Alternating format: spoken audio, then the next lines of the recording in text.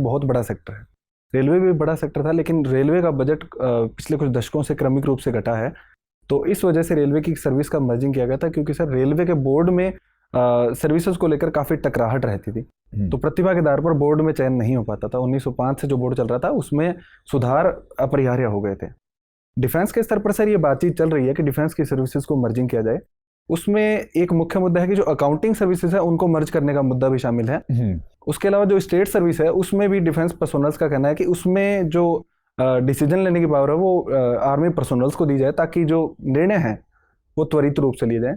Sir इसके आगे जो भी संभावनाएं हैं वो आगे देखनी पड़ेगी कि किस प्रकार। तो आपकी राय में Indian defence account service, Indian civil account service, Indian railway account service, इन सब को मर्ज कर दें और ऑडिट अकाउंट्स को भी शायद इनके सबके साथ मर्ज कर दें, वो ज़्यादा अच्छा उपाय है, या डिफेंस की सर्विसेज को आपस में मर्ज करना बेहतर है?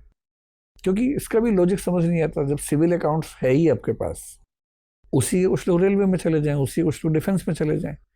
जब बाकी सारी मिनिस्ट्रीज में सिविल अकाउंट्स के लोग जा सकते हैं, तो इन दो मिनिस्ट्रीज में ही ऐसा क्या है कि वहाँ अलग सर्विस चाहिए?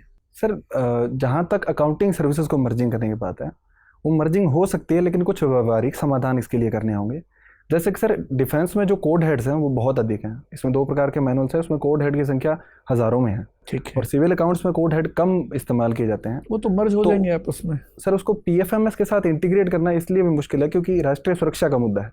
और इसमें सर ऑनलाइन करने में डिफेंस सर्विसेज की ओर से कुछ आपत्तियां जताई गई है कि इसको ऑनलाइन करेंगे तो साइबर सिक्योरिटी के फ्रॉड्स हैं वो जो थ्रेट हैं वो इसमें दिखाई दे सकते हैं। तो अभी डिफेंस अकाउंट्स में आप साइबर लेवल में बिल्कुल नहीं जाते हैं? सब कुछ पेपर पे होता है? सर काफ़ी हद तक अभी पेपर पे काम चल रहा है, लेकिन अभी जो हैदराबाद में इंडियन जो टेक्नोलॉजी सेंटर है वहाँ पर उन्होंने एक प्रबल विकसित करने की ओर बढ़ रहे हैं। आर्म्ड फोर्सेस की तरफ से इसमें सहमति जताई गई है, उस पर अभी काम चल रहा है। उसके अलावा सर पेंशन के स्तर पर डिजिटलाइज किया गया स्पर्श प्लेटफॉर्म है, और अकाउंटिंग स्तर पर ट्यूलिप प्लेटफॉर्म पे अभी काम चल रहा है। ठीक है। तो इसका मतलब ये हुआ कि आपकी राय में अकाउंट सर्विसेज को मर्ज करना ठीक नहीं होगा, लेकिन वैसे डिफेंस सर्विसेज को मर्ज करना बेहतर उपाय हो सकता है।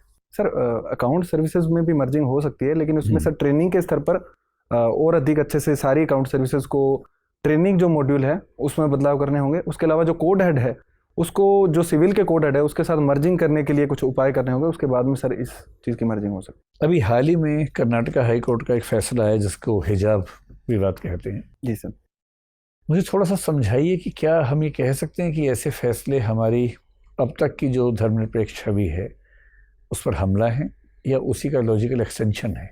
सर मुझे लगता है कि जो सुप्रीम कोर्ट ने इलाहाबाद हाई कोर्ट, जो कर्नाटका हाई कोर्ट है, उन्होंने जो हिजाब पर फैसला दिया है वो एक प्रकार से तर्क संगत है, क्योंकि कोर्ट ने कहा था कि हिजाब पहना वो आवश्यक धार्मिक प्रथाओं में नहीं आता है, और किसी भी प्रकार के इंस्टीट्यूशन में जहाँ के अपनी इक्विटी के जितने भी रूल्स हैं वहाँ पर अगर इस प्रकार के धार्मिक प्रतीकों को आमंत्रित किया जाएगा तो सर ये वहाँ के जो रूल्स हैं उसके खिलाफ है। ये बताइए कि एसेंशियल प्रैक्टिसेस ऑफ रिलीजन जो आर्टिकल 25 के बेस पे एक डॉक्ट्रिन है हमारे सुप्रीम कोर्ट की, उस डॉक्ट्रिन में ऐसा क्या है, जैसे एक एग्जांपल के तौर पर कोई मुस्लिम महिला अगर हिजाब पहने तो कर्नाटका हाई कोर्ट का फैसला है कि वो एसेंशियल प्रैक्टिस ऑफ रिलीजन नहीं है।